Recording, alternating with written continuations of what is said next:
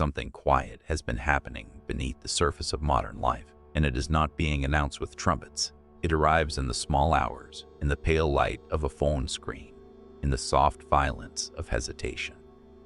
You can see it in a man's posture before you can hear it in his words. His shoulders are not defeated by labor, but by negotiation. His eyes are not tired from building, but from waiting. He is waiting on messages, on signals, on permission. He is watching a woman's attention the way a starving country watches the movement of ships on the horizon. And the tragedy is that he does not call it hunger. He calls it love. He calls it being open. He calls it trying. It often begins with a misunderstanding he does not even realize he is part of. He thinks respect is earned by showing how much he feels. He thinks closeness is secured by revealing his fragility. He believes that if he explains himself honestly enough, the world will reward him with warmth. So he offers more and more of his inner life as payment until he is no longer sharing intimacy. He is paying tribute, and a strange inversion occurs. The more he gives to be understood, the less he is understood. The more he confesses to being safe, the less secure he becomes. The more he shows how much she needs her, the less she can respect him. Watch the micro details, and you will see the mechanism at work. The quick reply that turns into the double text, the just checking in, becomes a daily ritual. The small apology for a tone he never used. The way his evening workout disappears because her availability becomes his calendar. The way he starts glancing at his phone during meetings, not because the message is urgent, but because uncertainty has become his new boss. He stops sleeping deeply. He stops reading. He stops building. He tells himself he is pursuing love, but what he is really seeking is relief from the discomfort of not knowing where he stands. And then, one day, he feels it. Her respect has shifted. Not in a dramatic declaration, in a colder pause, in a delayed reply that used to be quick, sublime. She starts correcting him, testing him, speaking to him as if he is already half ashamed. He cannot name what changed, but he can feel it the way a soldier feels the line break before the battle turns. He is still with her, yet he is no longer with himself. Machiavelli understood this long before we had modern language for attachment styles and relationship dynamics. He watched men lose cities the same way men today lose their dignity, not through sudden catastrophe, but through the slow surrender of leverage. And by the end of this, you will understand exactly why this keeps happening and what it quietly destroys if you ignore it. Machiavelli lived in a world where sentiment could not protect you. Florence was not a safe place for naive virtue. Alliances shifted like wind over water. A man could be celebrated at noon and executed at dusk. In that environment, he learned to read human nature without romance. He knew that people rarely follow the truth. They follow perception. They do not obey what is right. They obey what seems inevitable. They do not respect what begs. They respect what stands. He wrote for princes, but his lessons were never limited to crowns.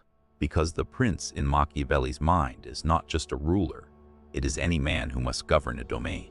And every man has a domain, even if it is only his own mind, his own time, his own attention, his own household, his own mission. Look at the modern man through that lens. You may not be negotiating with rival families in Renaissance Italy, but you are dealing every day with forces that want your obedience. Attention markets, status hierarchies, dating ecosystems, cultural scripts that applaud your vulnerability but do not protect it, and a romantic mythology that teaches you to hand over your center and call it devotion. Machiavelli would not be surprised to see a man lose himself in this climate. He would simply say, "You gave away your power and then acted shocked when you were treated as if you had none." Here is the brutal thesis that will carry everything. The weakness that kills her respect is not emotion, it is surrender. It is the moment she can see, without doubt, that you will betray yourself to keep her. That is the weakness Machiavelli would warn a prince against, being seen as dependent, pliable, desperate for approval. Because once a man is perceived that way, he becomes controllable. And once you are controllable, you are not respected. You may be liked, you may be used, you may be kept around as a comfort object. But respect the kind that lasts, the kind that stabilizes desire and loyalty, does not live in the presence of surrender. Machiavelli wrote that it is much safer to be feared than loved when you cannot be both. Most men misunderstand that line because they imagine cruelty. What he meant was stability. Fear, in his framework, is not screaming. It is a consequence. It is a boundary. It is the knowledge that you cannot be endlessly violated without cost. Love, when unguarded, becomes a currency counterfeiters spend freely. People say they love you when they feel good. They say they love you when you are helpful. They say they love you when you are easy. But respect is different. Respect is what remains when mood changes. Respect is what remains when comfort is not guaranteed. Respect is the architecture beneath affection. In modern relationships, a woman may sincerely feel affection for you and still slowly lose respect if she senses you have no control over yourself, not because she is evil, not because she is conspiring, but because instinct reads stability as safety and safety as worth. Nature does not reward a man who collapses the moment he is uncertain. Nature does not honor a man who hands over his spine and calls it tenderness. You see this in simple scenarios that men replay like a curse. A man meets a woman and feels the rare shock of desire. The sensation that his gray routine might turn gold. He begins to shape himself around her responses. His day becomes a market where her attention is the only currency. When she pulls back slightly, he does not hold his frame. He increases his investment. He writes paragraphs to clarify what was never misunderstood. He offers explanations for crimes he did not commit. He confesses anxieties to show trust, but what she hears is helplessness. What he intended as intimacy becomes evidence that their reactions govern him. Or consider the man who is already in a relationship. He thinks leadership means avoiding conflict. He thinks being a good man means never risking her displeasure. So he lets small disrespect pass through the house like smoke. He tolerates sarcasm, diminishment, and subtle contempt because he fears the storm of confrontation. He becomes a diplomat in his own home, negotiating terms with someone who is not negotiating in return. Machiavelli would say he is making the oldest mistake of rulers, believing that appeasement purchases peace, when it actually purchases further demands. In The Prince, Machiavelli warns against being despised. In relationships, contempt is the civilian name for the same phenomenon. Once contempt enters, affection becomes unstable, and desire begins to rot. Or look at the man with ambition, real ambition, who meets a woman and unconsciously trades his mission for her approval. At first, it seems noble. He is making time. He is prioritizing. But soon, his work becomes something he apologizes for. His gym becomes optional. His friends become neglected. His boundaries become porous. His goals become vague. And then the dynamic shifts. She starts to feel like she is dating an orbiting satellite rather than a sun. The irony is brutal. He gives up his gravity to keep her close, and in doing so, he becomes the kind of man she cannot respect. Machiavelli's central obsession was not morality, it was survival. How does a man keep what he has built? How does he resist the chaos of fortune? He said a prince must possess virtue, not virtue in the modern moral sense, but the capacity to act with strength, clarity, and strategic discipline. Virtù is the refusal to be at the mercy of external tides. Fortuna, the unpredictable waves of life, will always test you. A woman's moods, the market's changes, the culture's noise, these are modern forms of fortuna. If you do not have virtù, you will be reshaped by whatever touches you. And the most dangerous moment is when she sees that your inner government has collapsed. When she sees that your emotions are not something you carry, they carry you. When she sees that your self-respect is conditional on her approval, that is surrender. That is the weakness. And Machiavelli would tell you, with no softness, that once people perceive you as surrendered, they will treat you accordingly. Not because they are villains, but because power invites the hand that can hold it. Now go deeper, because the collapse is not dramatic. It is a quiet psychological autopsy, and the body is a man's sovereignty. Phase 1 is numbness. He tells himself everything is normal. He describes modern dating as just confusing. He explains women as just busy. He tells himself that if he stays calm, things will stabilize. But beneath the surface, his nervous system is already being trained. Every delayed reply becomes a tiny withdrawal. Every ambiguous message becomes a small tax. He begins living in a state of low-grade emergency without admitting it.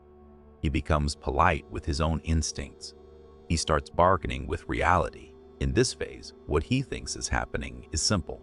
He believes he is being patient, mature, and emotionally intelligent. What is really happening is that he is accepting uncertainty as his baseline, and in doing so, he is placing someone else at the center of his emotional economy. Machiavelli would recognize this as the beginning of dependency. The prince who needs the favor of one powerful ally becomes vulnerable to that ally's whims. He may call it an alliance, but it is a leash. Phase 2 is justification. This is where self-negotiation begins. He starts rewriting events to protect his hope. She didn't mean it. It's just her trauma. Timing isn't right. If I prove I'm consistent, she'll feel safe. On the surface, these sound compassionate, but watch carefully. They are not compassion for her. They are permission slips for his own surrender. He is constructing a philosophy that allows him to keep chasing without feeling degraded by the chase. His behavior changes in micro ways. He stops speaking directly. He starts hinting. He starts asking questions he already knows the answers to because he wants reassurance without having to request it. He begins over-texting, then pretends it was casual. He waits for replies like a servant waits for a bell. He reads her tone like scripture. His attention becomes fragmented. His work becomes a place he goes physically while his mind remains elsewhere. He begins apologizing for things he does not believe he did wrong because he fears losing access. Machiavelli would call this the loss of a man's stance. In politics, the leader who apologizes too quickly signals weakness. Not moral weakness, structural weakness. It tells the world he can be pressured into concessions. In relationships, excessive apologizing does the same. It tells her, if you express displeasure, I will bend. And the human mind, male or female, does not respect what bends without necessity. Then comes phase 3, self-abandonment. This is the moment the man kneels emotionally, even if his body remains standing. He begins explaining himself as if he were on trial. He starts giving speeches to secure basic decency. He begins sending long messages that are half love letter, half defense attorney. He tries to earn what cannot be gained through pleading. Stable respect. I work with men who are competent everywhere, except where they most crave approval. They can lead teams, build businesses, lift heavy weights, and take care of families. But put them in front of a woman whose attention is inconsistent, and they become theologians of their own humiliation. I once spoke to a man who had been dating a woman for months. She was warm when she wanted something and distant when he expressed needs. He kept telling himself he was being understanding. One night, she canceled plans again, casually, without apology. He replied with a paragraph about how he didn't want to be a burden and how he understood she had a lot going on. Then, at the end, he wrote, I just hope you still want this. He showed me the message like a man showing a wound. He thought he was being honest. He thought he was being vulnerable in the noble sense. But what he had actually done was reveal the weakness Machiavelli warns against. He had moved his center outside himself. He admitted that she could disrupt his peace at will. He acknowledged that he had no internal governor. And once that is visible, a woman does not need to hate you to lose respect. She simply begins to feel at an instinctive level that you are not safe to follow because you cannot even follow yourself. Here is the cruel paradox. The more he tried to secure her through emotional exposure, the more he made himself less respectable.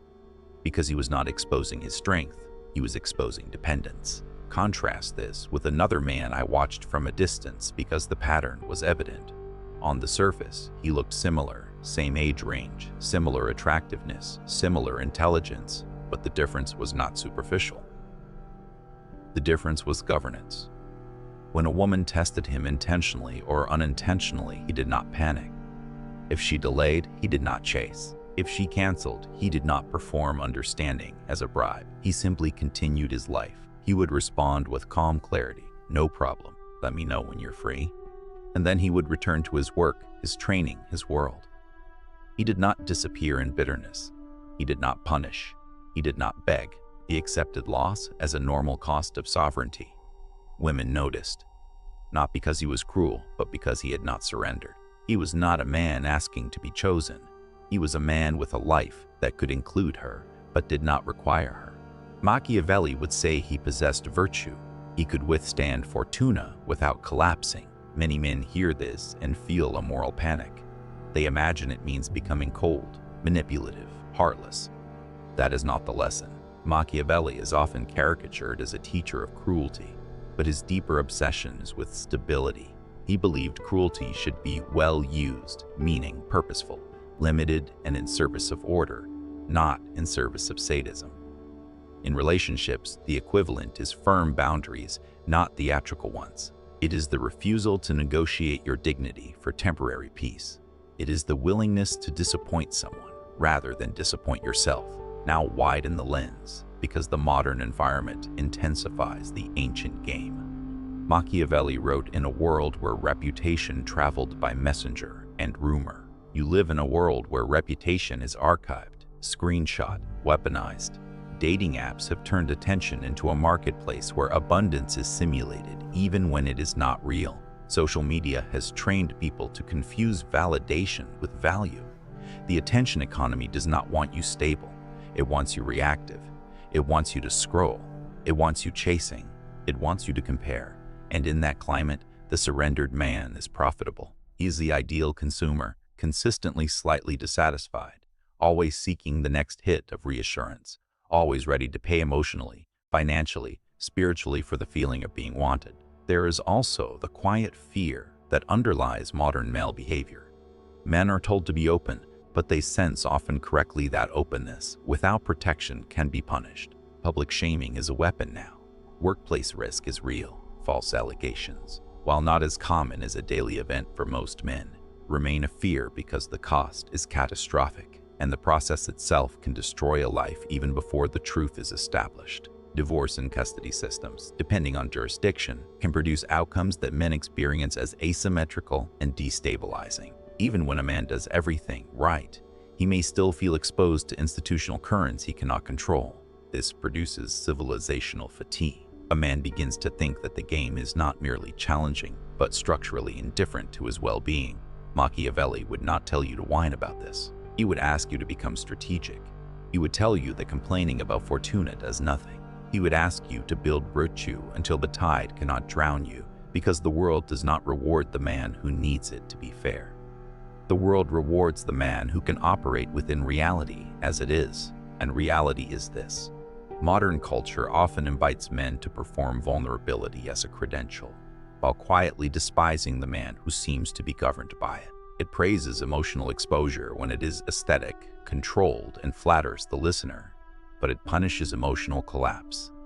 It punishes neediness. It punishes the man who makes his pain someone else's responsibility. And women, being human, are not immune to this cultural script. A woman may say she wants a man who is open, and she may mean it. But what she respects is a man who can be open without surrendering his spine, a man who can reveal emotion without making it a bargaining chip, a man who can love without begging to be loved. This is why the cost of staying blind is so severe. You do not merely lose relationships. You lose your mission. You lose your internal order. You become paranoid. Not because women are enemies, but because you keep placing your center in places that cannot hold it. You become numb, not because you are weak, but because your nervous system cannot tolerate the constant negotiation. You become cynical, not because truth has been revealed, but because you keep repeating the same mistake and calling it fate. There are lines worth carving into stone, because they will save you years if you let them. A woman does not destroy your purpose. She exposes whether you had one. Respect does not die because you are imperfect. It dies when you abandon yourself. The moment you make her your judge, you become her subject. Machiavelli warned princes about being hated and being despised. In relationships, hate is rare and dramatic. Despise is quiet and common. Despise is the sigh, the eye roll, the subtle correction, the casual disregard for your time. Despise is what grows when a woman senses you have no boundary between your self-respect and her approval. And once despise appears, love becomes unstable because the architecture beneath it is compromised. So how does a man integrate this without turning into a caricature? How do you become sovereign without becoming cruel? By understanding that sovereignty is not hostility. Sovereignty is governance. It is an internal order. It is the refusal to let your life become a pleading letter. Notice, first, the invisible pattern of emotional kneeling. This is not simply being vulnerable. This is the posture of asking for mercy. It is the tone of "please don't leave" hiding beneath your sentences. Most men default to over-explaining when they feel uncertainty. They think clarity will secure them, but over-explaining is often a confession of anxiety, not a transmission of truth. A sovereign man says what is true once, calmly, and then he lets reality respond. He does not chase an answer like a man chasing a runaway dog. He sets the terms of his dignity and then watches who can live inside them. Refuse, second, the pattern of mission abandonment. Most men do not realize when it begins. It begins with small trades, a workout skipped, a project delayed, a friend ignored. You tell yourself you are prioritizing the relationship, but what you are often doing is prioritizing relief. You are trying to calm the anxiety of potential loss by offering sacrifices. Machiavelli would call this tribute. And tribute does not purchase respect. It signals subordination. A sovereign man protects his time the way a ruler protects a border, not because he hates outsiders, but because without borders, there is no nation. Your mission is not a hobby. It is the spine of your life. If you trade it for a woman's approval, you will eventually be left with neither. Allow, third, discomfort to exist without rushing to medicate it with contact. The modern man is trained to treat uncertainty as intolerable.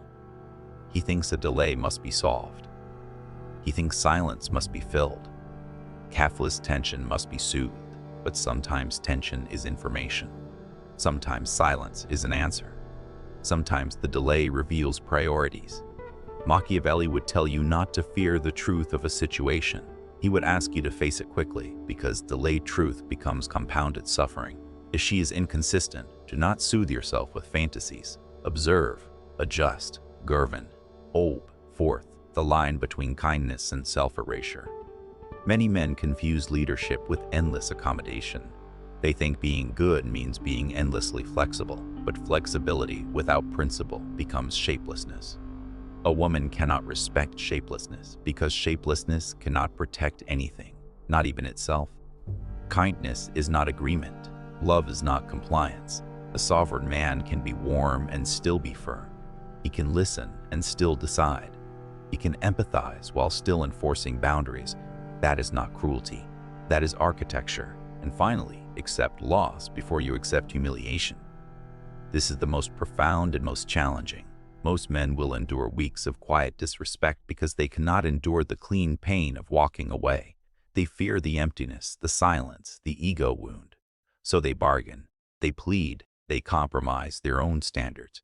And in doing so, they teach the world and her how to treat them. Machiavelli would tell you a prince must sometimes choose the hard action now to avoid the catastrophic action later. In relationships, the hard action is often simple. You stop negotiating with disrespect. You leave the table. You do not slam the door. You do not make speeches. You simply remove your presence from an economy that demands your surrender as payment. This does not mean you become a statue. You can feel deeply. You can love intensely, but you do not hand the keys of your inner city to someone who has not earned the right to enter. You do not make your stability contingent on another person's mood. You do not show the weakness of surrender. Now I want you to see the two paths, because this is where the prophecy becomes personal. If you ignore this, you will keep looping with different faces. You will mistake anxiety for chemistry. You will chase uncertainty because it feels like destiny. You will call yourself abandonment, romance. You will become older, not wiser. You will become more careful, but not more sovereign. You will learn tactics, but not governance. And 5 years from now, you will be living with a quieter bitterness. Your ambition will be smaller because you will not trust your own consistency. Your relationships will be unstable because you will keep trying to purchase respect with surrender. You will look back and realize that the real loss was not the women who left. The real loss was the man you could have built. If you answer this, it will feel lonelier at first, because you will no longer use attention as anesthesia. You will have nights where the phone is silent and you will feel the old hunger rise, begging you to negotiate. You will feel tempted to explain yourself and to pray for love. You will feel the impulse to chase relief. And if you endure that threshold, you will become quieter, not colder, more peaceful, because you will no longer be at war with uncertainty. You will build again. You will train again. You will sleep again. Your calendar will become yours. Your attention will return to your mission. And when you do engage with women, you will do so from choice, not from starvation. 5 years from now, if you take this seriously, your life will have fewer people in it, but the people in it will treat you differently. Not because you demand worship, because your presence will carry the signal of self-respect. You will not be the man who tries to be understood by surrendering. You will be the man who is understood because he is consistent with himself. Respect will return, not as a trick, not as a tactic, but as a natural response to governance. And here is the final warning, stated simply, without ornament. If you want her respect forever, never show her that you will abandon yourself to keep her. Never reveal that your dignity is negotiable.